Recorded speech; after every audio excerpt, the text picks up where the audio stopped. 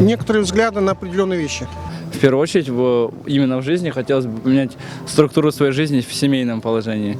Было много ситуаций неопределенных, и сложилось так, что в самом тяжелом положении оказался я.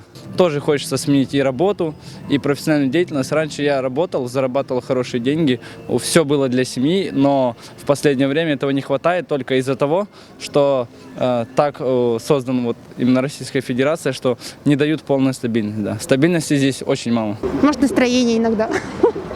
Все устраивает? Ничего, все устраивает. Наверное, время. Ничего, все нормально. Все, что и происходит в моей жизни, все мои достижения, и все закономерно. Ничего. Да ничего, я не хочу поменять своей жизни, живу как живу. Меня все в своей жизни устраивает. Наверное, ничего.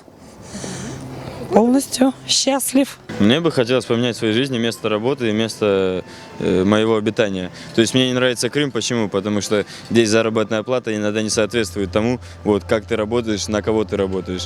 То есть официально устроиться здесь сложно. Все цены на продукты, на пропитание, на жилье вообще баснословные, так сказать. То есть я, допустим, зарабатываю не так много, чтобы жить в таком городе, как Симферополь или как Севастополь.